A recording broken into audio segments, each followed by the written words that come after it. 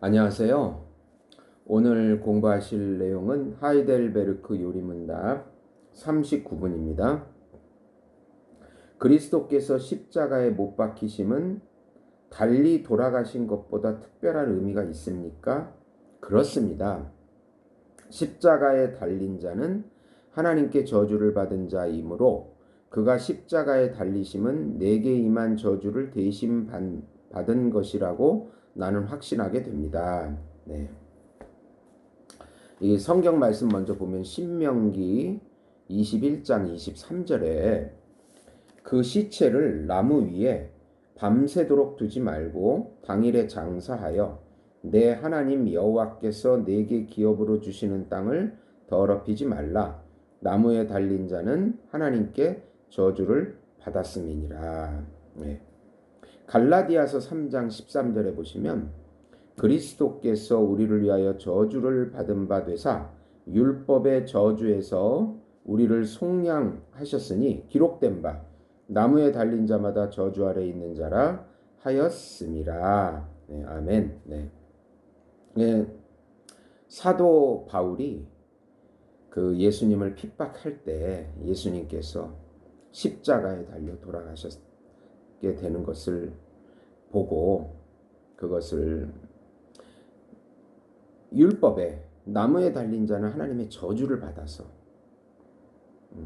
받은 자인데 어떻게 예수님이 우리 구세주가 되겠느냐라는 부분을 이해하지 못했습니다. 그 저주를 나무에 달려서 저주를 받았던 그 저주가 우리를 위한 저주라는 것을 담에색에서 깨닫게 된 것입니다. 자기를 위해서 죽으셨다는 것에 대해서 깨닫게 된 것입니다. 우리는 바울도 그렇지만 율법을 지킴으로 율법을 받았으므로 의인이라고 생각했습니다. 네, 유대인들은 그렇게 생각을 했습니다. 그러나 그 율법은 바로 우리를 죄를 깨닫게 하고 예수님께 가라고 주어진 것이고 또 구원받은 다음에는 성화의 기능을 우리가 어떻게 하나님의 형상을 닮아가야 되는가 그것을 알려주는 것이 율법인 것입니다. 이 율법은 우리가 죄의 씨를 가지고 있다. 아담의 원죄, 죄의 씨를 가지고 있어서 이렇게 저주받아야 되는 죄의 책임이 있다. 그것입니다. 그것을 알려줍니다. 그리고 죄의 오염이 돼서 머리부터 발끝까지 다 타락해서 그 율법을 지킬 수가 없다는 것을 율법이 알려주는 것입니다. 사실은 우리가 율법 하나님의 법을 지키지 못함으로 우리가 십자가에 달려서 저주를 받아야 되는 것입니다. 그 저주를 예수님께서 갈라디아 3장 13절 그리스도께서 우리를 위하여 저주를 받은 바 되사 율법의 저주에서 우리를 속량하셨으니 기록된 바 나무에 달린 자마다 저주 아래 있는 자라 하였습니다.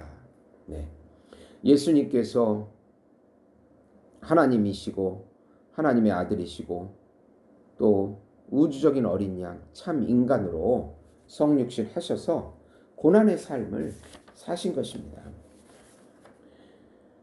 율법 아래의 삶, 또 율법에 순종하신 삶, 죄가 없이 율법 모든 것을 지켜주신 것입니다.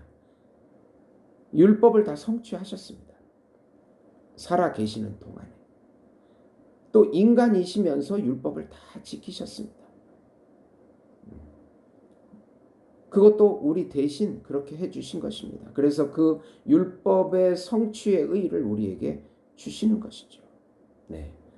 그 다음에 죽으시고 장사되시고 3일간 음부에 계시고 물론 십자가에 달려 죽으셨습니다. 십자가에 달려 죽으신 것은 바로 우리의 죄를 대신해서 저주를 받으신 것입니다.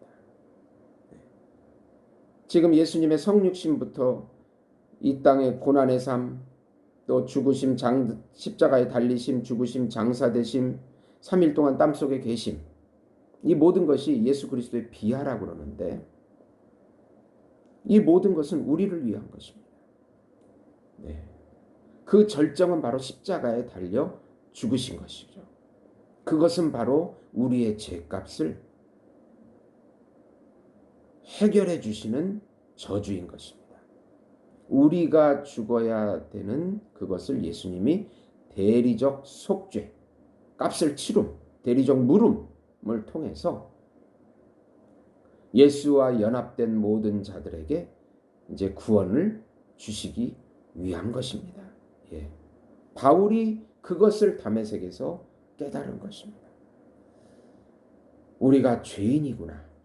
그 죄값을 예수님, 구약에 예언된 메시아 예수님이 오셔서 그것을 해결해 주셔야 될 그분이 바로 그분이구나 라는 것을 그때서야 자신의 죄인됨과 그 죄의 해결을 위해서 오신 분이 바로 구약에 예언된 메시아 그분이셨구나는 그 전체를, 구약 전체를 사도 바울은 그때 깨달은 것입니다.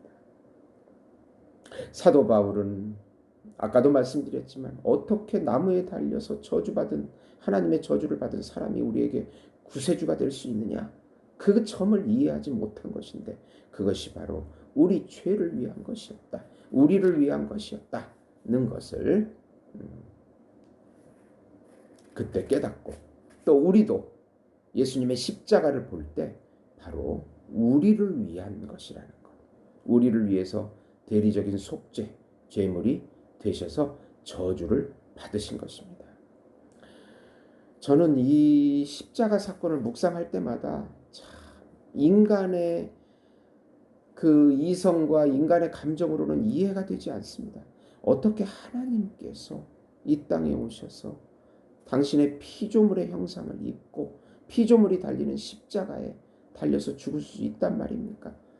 제가 잘 쓰는 비유가 있는데, 제가 개미를 만들었는데 개미가 저에게 반역을 했다고 해서 제 아들을 개미가 사는 땅 속에 개미의 형상으로 보내서 개미가 달리는 그 십자가에 죽음의 형틀에 개미의 모든 죄악을 짊어지게 해서 그 개미를 다시 구원해 주시는 이런 사랑은 정말 하나님의 사랑 외에는 우리 인간들 속에서 나올 수가 없는 사랑인 것입니다. 그렇기 때문에 더욱 우리가 믿어야 합니다. 이해가 되지 않아서 못 믿는 것이 아니고, 이해가 되지 않기에, 그러기에 신의 사랑이고 신의 계시이기에 우리가 더더욱 하나님의 말씀을 믿고 예수님을 믿어야 하는 것입니다. 하나님의 놀라운 사랑을 십자가의 그 묵상을 통해서 깊이 깨닫고 우리 예수님께 찬송과 존귀와 영광과 감사를 올리시는 우리 성도 여러분 되시기를 예수님의 이름으로 축원드립니다. 들어주셔서 감사합니다.